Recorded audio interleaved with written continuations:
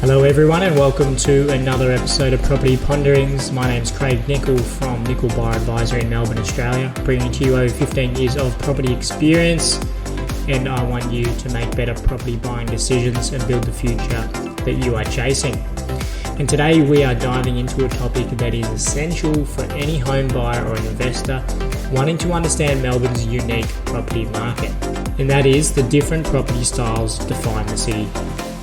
Melbourne is known for its architectural diversity, with properties that reflect different historical periods and cultural influences. From grand Victorians to charming Californian bungalows and sleek modern designs. Understanding these styles can help you make informed decisions, whether you're looking to buy your first home, renovate or invest. I'll walk you through the key architectural styles you're likely to encounter in Melbourne, highlighting their distinctive features, appeal and potential investment considerations. I'll be citing some insights from respected architectural historians and authors like Philip Goad, whose Encyclopedia of Australian Architecture is a fantastic resource for anyone wanting to learn more about Australia's architectural heritage.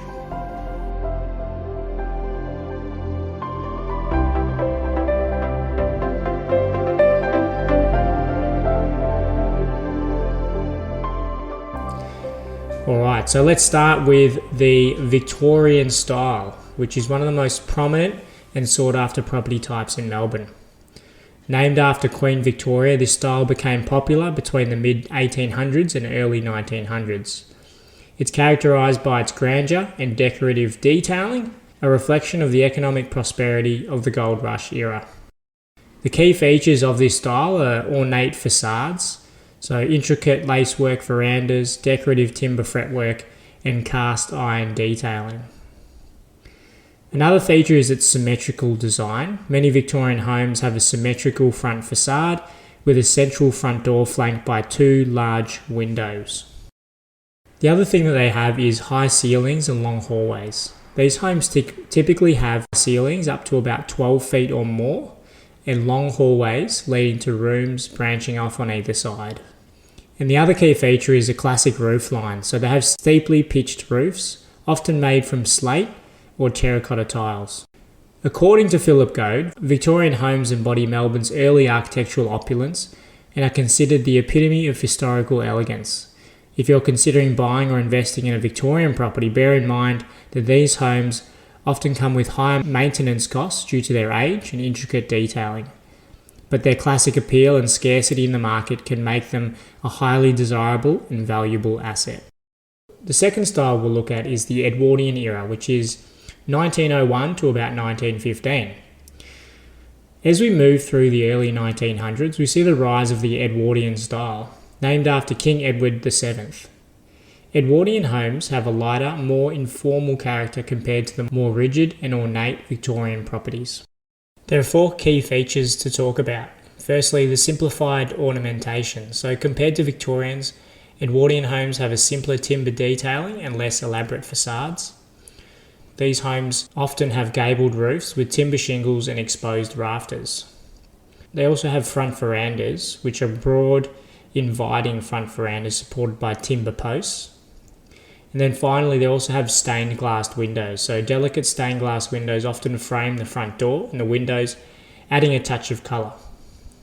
Edwardian homes are cherished for their charm and warmth. Investing in an Edwardian property can be appealing because they tend to have larger rooms and a more functional layout than their Victorian predecessors. However, as architectural expert Harriet Edquist notes in The Architecture of East Melbourne, their timber exteriors may require more upkeep. The third style we're looking at is the Californian bungalow from 1920s to the 1940s. This is a style that originated in the United States but became hugely popular in Melbourne in the 1920s and 30s. This style was inspired by the arts and crafts movement and emphasised simplicity, natural materials and handcrafted quality.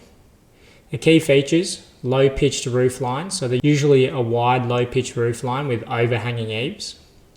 It's often a deep front veranda, which is supported by chunky columns, often made of brick or rendered concrete. The third feature is an open plan living area. So compared to the compartmentalised rooms of the Victorian and the Edwardians, Californian bungalows introduced open plan spaces that were more conducive to modern family living. And the final feature is LED light windows. These lead-light windows often had a simple geometric pattern.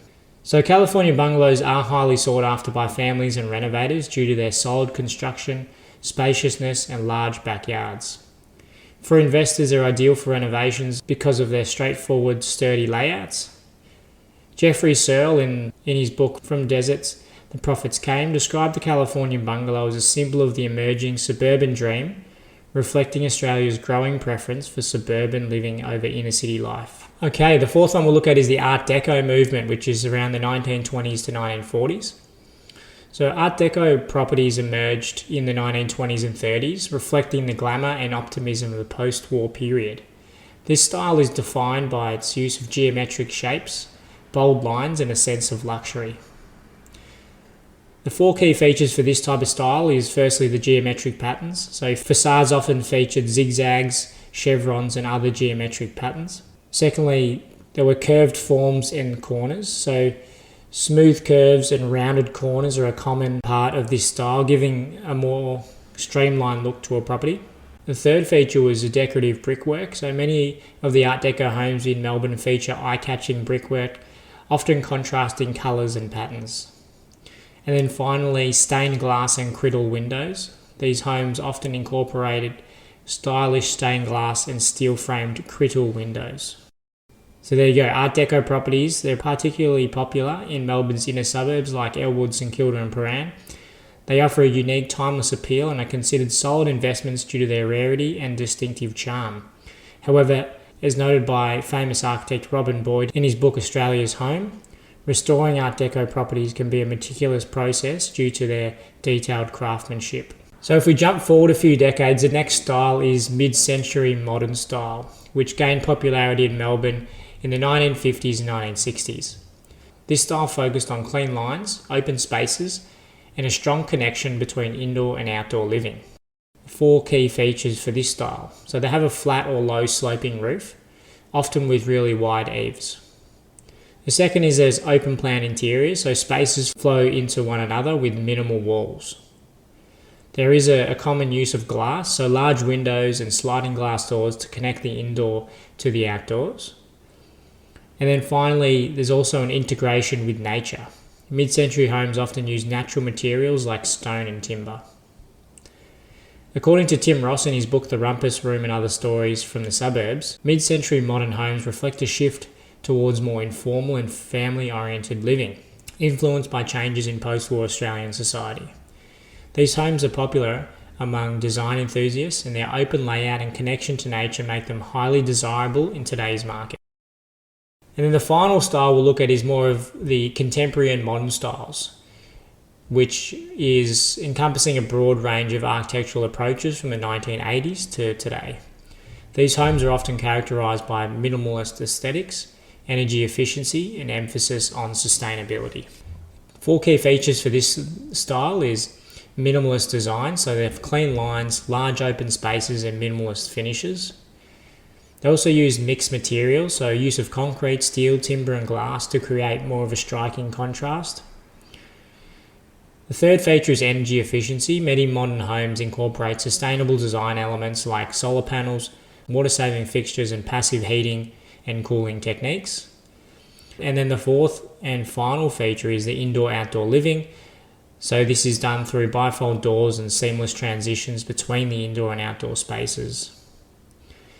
So contemporary homes often command a premium due to their modern conveniences and low maintenance appeal. However, for investors, the key is ensuring that the design is not just stylish, but also functional and in demand for tenants or future buyers.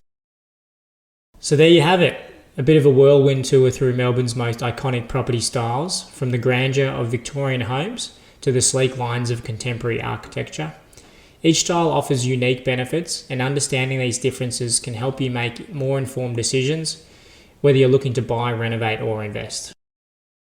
So thank you for joining me on today's episode of Property Ponderings. If you have any questions, or if you want to dive deeper into any of these styles, feel free to reach out to me at 0400 122 081, or you can email me at craig@nicholbuyeradvisory.com.au. Until next time, stay informed, keep exploring, and build the future that you're chasing. Take care.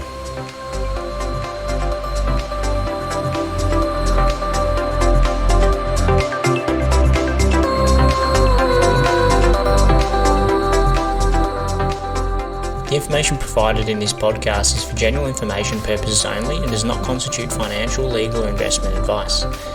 While every effort is made to ensure the information shared is accurate and up to date, it may not apply to your specific circumstances. Listeners are advised to seek independent professional advice tailored to their personal situation before making any property, financial, or investment decisions. Nichol Buyer Advisory and Craig Nichol disclaim all liability for any decisions made based on the information discussed in this podcast. Property markets are dynamic and outcomes can vary depending on factors such as location, timing, and economic conditions. Always conduct thorough research and consult with trusted professionals before taking action. By listening to this podcast, you acknowledge and accept this disclaimer.